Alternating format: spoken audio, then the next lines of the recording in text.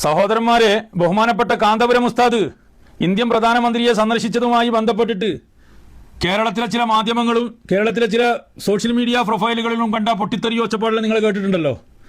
അതിൻ്റെ കൂട്ടത്തിലാണ് ഇദ്ദേഹം പുതുതായിട്ട് വന്നതാ.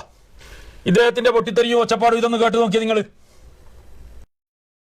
ബിസിനസ് സാമ്രാജ്യങ്ങളോ കെട്ടിപ്പടുത്തോളൂ, ആർക്കും ഒരു വിരോധമില്ല. നിങ്ങൾ ബിസിനസ് നടത്തുന്നതിന് ഇവിടെ ആരും എതിരല്ല. പക്ഷേ ഈ ഉമ്മത്തിനെ പണയപ്പെടുത്തിക്കൊണ്ട് അത്തരം ബിസിനസ്സുകൾ വേണ്ട എന്ന് മാത്രമേ പറഞ്ഞിട്ടുള്ളൂ. ഇപ്പൊ പഴയ സത്യത്തിൽ കാന്തപുരം ഉസ്താദ് ഇതാദ്യമായിട്ടല്ലാലോ ഒരു ഭരണാധികാരികളുടെ അടുത്ത് പോകുന്നത്. അതിന്റെ ചരിത്രങ്ങളെല്ലാം നിങ്ങൾക്കറിയാലോ.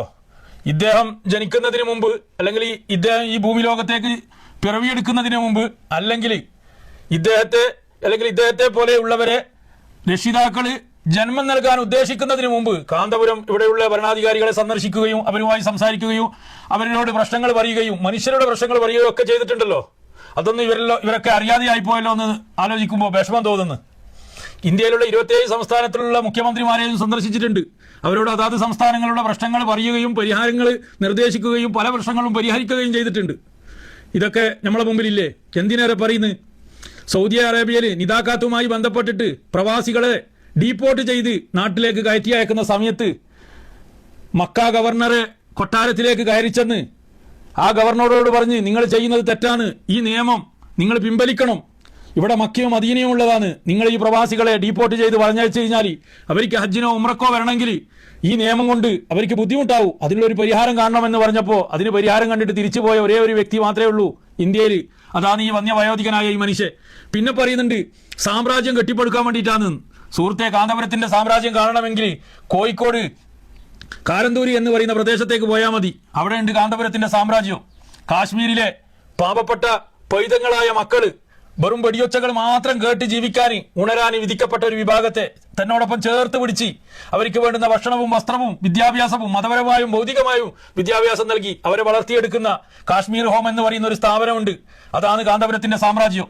അതേപോലെ തന്നെ അതിന് തൊട്ടപ്പുറമുണ്ട് തുർക്കിയ യത്തീംഖാന എന്ന് പറയുന്ന ഒരു സ്ഥാപനം. ഉപ്പയും ഉമ്മയും ഇല്ലാത്ത പിഞ്ചോമന മക്കളെ തന്നോടൊപ്പം ചേർത്ത് പിടിച്ച് ഉപ്പയില്ലാത്ത വിഷമോ ഉമ്മയില്ലാത്ത വിഷമോ ആ മക്കളെ അറിയിക്കാതെ പോറ്റി വളർത്തുന്ന ഒരു സ്ഥാപനമാണ്. അതാണ് കാന്തപുരത്തിന്റെ സാമ്രാജ്യം. കാന്തപുരത്തിന്റെ സാമ്രാജ്യം കാണണമെങ്കിൽ ഒന്ന് കോഴിക്കോട് നിന്ന് വയനാട് പോകുന്ന സ്ഥലത്ത് കൈതപ്പോയിൽ എന്ന് പറയുന്ന സ്ഥലത്തുനിന്ന് പോയാൽ മതി. അതിമനോഹരമായ ഒരു സ്ഥാപനം അവിടെ കാണാം. വിശാലമായ സ്ഥാപനം. അവിടെ നൂറുകണക്കിന് ആയിരക്കണക്കിന് ആൾക്കാരാണ് ഓരോ ദിവസം വന്ന് നോമ്പ് തുറന്ന് ആത്മീയ സംഗമങ്ങളിൽ പങ്കെടുത്ത് മനസ്സ് തൃപ്തിയോട് കൂടിയിട്ട് തിരിച്ചു പോകുന്നത്.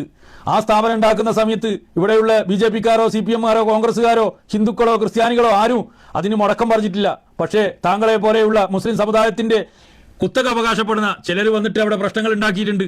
അതെല്ലാം നമ്മളെ ഓർമ്മയിലില്ലേ. മറ്റൊരു കാര്യം താങ്കളോട് പറയാനുള്ളത്, താങ്കൾക്ക് ഈ സമുദായത്തിന്റെ കുത്തക ആരാണ് ഏൽപ്പിച്ചിനി എന്ന് ചോദിക്കുന്നു. കാന്തപുരത്തിന് ഏൽപ്പിച്ച ഇവിടുത്തെ ജനങ്ങളാണ്. താങ്കൾ ഒരു കാര്യം മനസ്സിലാക്കുക, അല്ലെങ്കിൽ താങ്കളെ പോലെയുള്ളവർ ഈ സമുദായത്തിന് ചെയ്ത ഒരു 2 കാര്യങ്ങൾ വിശദീകരിച്ചിട്ട് ഒരു വീഡിയോ ഇറക്കാൻ വേണ്ടി പറ്റുക. കാന്തപുരം ചെയ്തതിന്റെ ഒരു ഭാഗം പോട്ട് 1% നന്മ ചെയ്തതായിട്ട് താങ്കളോ താങ്കളുടെ മുൻഗാമികളോ ചെയ്ത ഒരു 2 or 3 വിഷയങ്ങൾ എടുത്തിട്ട് വീഡിയോ ചെയ്യാൻ താങ്കൾക്ക് പറ്റുമോ? അത് കാണാൻ എനക്കും എന്റെ പ്രേക്ഷകർക്കും ആഗ്രഹമുണ്ട്, കാത്തിരിക്കുന്നുണ്ട് ഞങ്ങൾ. അതുപോലെ തന്നെ കാന്തപുരത്തിന് ഇപ്പോൾ സാമ്രാജ്യം പണിയണമെന്ന് വിചാരിച്ചോ? അദ്ദേഹം ഒരൊറ്റൊരു വാക്ക് പറഞ്ഞാൽ പോലെ. ഇന്ത്യ നിയമത്തിനനുസരിച്ചല്ലാണ്ട് അദ്ദേഹം ഇന്ന് വരെ ഒരു പ്രവർത്തനം നടത്തിയിട്ടില്ലല്ലോ.